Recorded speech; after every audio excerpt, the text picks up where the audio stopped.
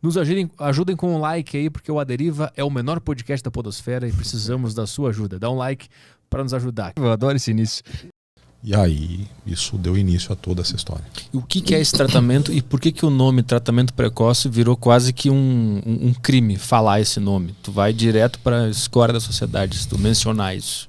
Olha, Petri, assim, o tratamento eu não vou falar aqui de drogas, tá? Porque senão vão te derrubar, né? Tá bem.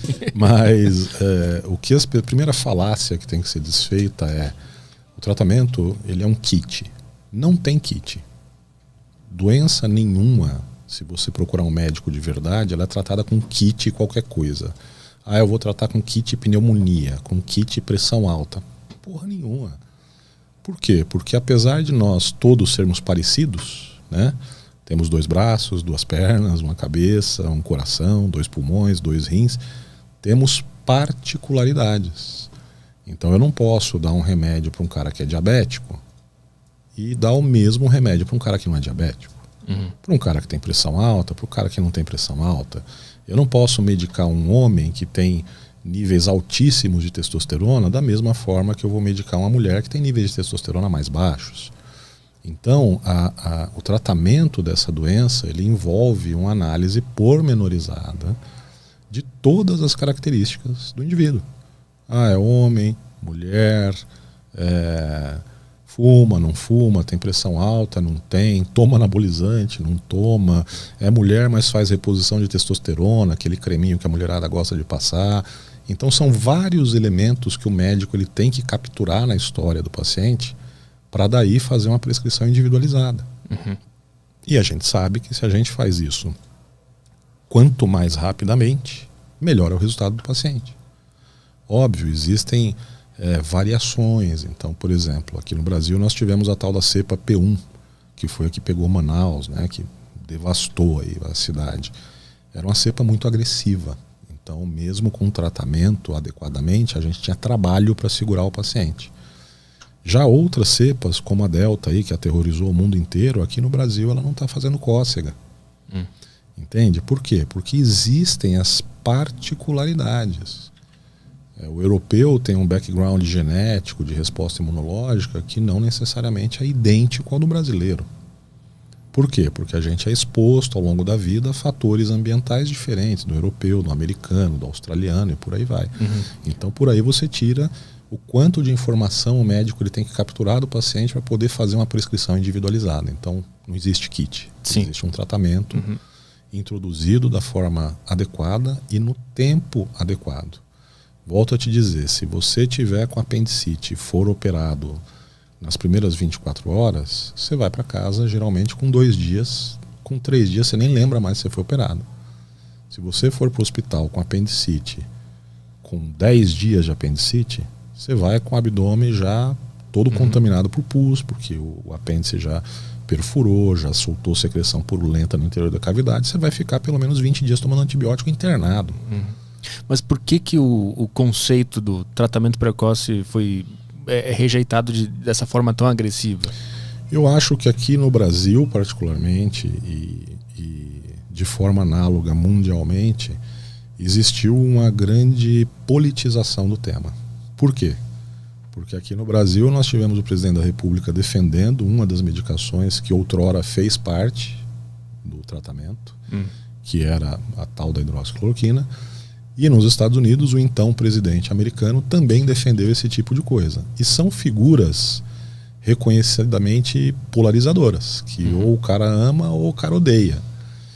Então, eu acredito que simplesmente pelo fato do camarada defender isso, ele jogou a medicação na lista negra.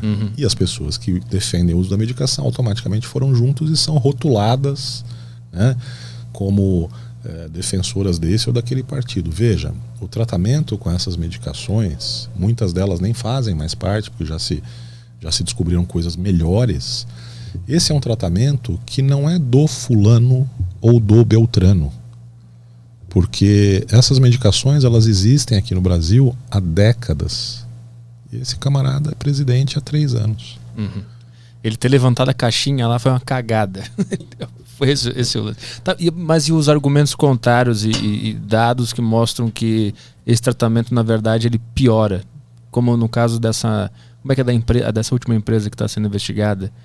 Na CPI da mãe do cara da van lá, que tá rolando Da Prevent? Isso. Como é que fica isso nessa história? Eu vou te dizer que é preciso olhar para isso fora daquele circo que foi aquela CPI. Tá? A Prevent Senior, ela tem dados muito sólidos e muito bons de resultado de tratamento de doente. Muito. Eles têm uma taxa de mortalidade menor do que a taxa de mortalidade global de São Paulo.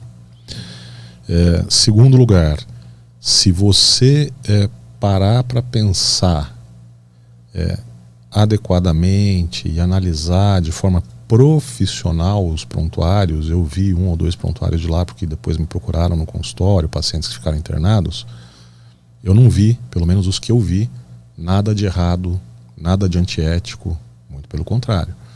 E era para a Prevent ter o pior resultado, porque eles são um plano de saúde que cuida basicamente de gente idosa, então que tem um maior risco de mortalidade. E não é o que a gente viu acontecer. Né? É que o argumento que eu vejo na grande mídia, que eu mais acompanho, que era que lá foi usado esse tratamento precoce e não deu certo. Foi pior para as pessoas. Isso faz sentido ou não? Na verdade, não é que isso faz sentido, isso é mentira. Baseado no que a gente consegue saber que é baseado mentira? Nos números deles. Deles mesmos. E a gente encontra onde esses números? Na própria Prevent, porque eles foram alvo de algumas ações ao longo do tempo, né, ao longo desses 2 anos de pandemia. Eles ganharam todas. Mas não pode ter nenhuma brecha por trás, por ser uma grande empresa, com influência? Cara, eu não vejo a Prevent Senior com esse grau de relacionamento.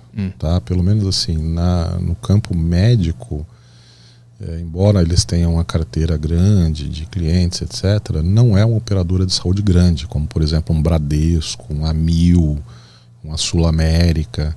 E além disso, eles veem um nicho muito específico do mercado, que são só pacientes da terceira idade. Então não vejo eles com toda essa influência política, não. E por que se foi atrás deles e eles foram envolvidos nessa investigação? Porque eu acho que é um exemplo, né, de um lugar onde se usa esse tratamento de uma forma meio que institucionalizada, onde os pacientes tinham acesso amplo caso quisessem fazer uso desse protocolo. Né? Agora veja, existem outros lugares que também fazem uso e que são exemplos de sucesso também e que não se foi atrás. Por exemplo, a Prefeitura de Porto Feliz. A Prefeitura de Porto Feliz também emprega o mesmo protocolo da Prevent, também tem resultados maravilhosos e ninguém foi bater no prefeito de Porto Feliz. Então tu acredita que essa perseguição a esse tratamento é por conta da politização? Sim. Não tem mais nada além disso? Não acredito. E acredito também, Petri, que assim, as pessoas precisam tirar o romantismo da medicina e entrar um pouco na carne da medicina. A medicina, ela naturalmente, ela é contraditória. As verdades na medicina, elas nascem da contradição. Então é um cara que acha que tem que fazer de um jeito, o outro cara que acha que tem que fazer de outro jeito, e depois de um tempo você compara os 2 jeitos e vê o que é melhor. Tá? E aí eu vou dar aí pra galera que está assistindo exemplos práticos. Quantas vezes você já ouviu falar que é bom comer ovo? Sim. E quantas vezes você ouviu falar que o ovo faz mal? Cada ano que passa muda, né? E o vinho? Você já não ouviu falar que é bom tomar uma taça de vinho? Não, mas não pode tomar vinho todo dia, senão você vai ferrar seu fígado. Azeite, óleo, comida integral. Então, cara, assim, é o que dizia um professor meu na faculdade, a medicina é a ciência das verdades transitórias. Então, o que é verdade hoje, amanhã pode surgir um novo estudo e falar, nós fizemos muita cagada, nada disso pode ser feito, vamos para outro lugar. Porque é assim mesmo. Não é? A gente vai construindo o conhecimento, igual quando a gente é criança. Você tenta levantar, ficar em pé numa perna só, você cai, você vai fazer o quê? Próxima vez que você levantar, você vai ficar em pé nas 2 pernas. Porque você vai aprendendo com o erro. A medicina é igual. Então, o erro, ele faz parte do processo de aprimoramento da medicina. É um evento não desejado, tanto é que a gente tem 1 milhão de mecanismos para controlar e para minimizar isso, mas acontece. E o que é importante? O importante é você aprender com o erro e não voltar a cometê-lo. Agora, o que está acontecendo hoje em dia é que a gente está vendo acertos que não são reconhecidos por uma questão política. Por exemplo, além desse tratamento, quais outros acertos também estão sendo escondidos ou ignorados? Eu vou te dar um exemplo prático. A gente começou em março do ano passado, o Zeballos apareceu com a história do uso de corticosteroide, de corticoide, dizendo que o corticoide deveria ser usado precocemente no Covid, porque vai fazer diferença e não sei o quê. Porra, só faltaram espancar ele e crucificar na Praça da Sé. Aí precisou, em julho, um estudo da Universidade de, acho que foi de Oxford, comprovar que o corticoide era eficiente, que aí começaram a endeusar o corticoide. Você quer um outro exemplo? Heparina, a mesma coisa. Quer um outro exemplo? Fluvoxamina, que é um antidepressivo, mas que é utilizado para bloquear a via de acesso do parasita ao interior da célula. Está comprovado que tem resultado, que é eficiente, que reduz mortalidade. Quando a gente falava de usar isso alguns meses atrás, a gente era execrado, chamado de charlatão, disso e daquilo, e hoje está comprovado. Esse aí tá no teu Instagram, né? Esse último do antidepressivo? Tá no Instagram. Vamos aproveitar para abrir aqui, que a gente é bom a gente ir abrindo esses estudos ao longo da conversa para não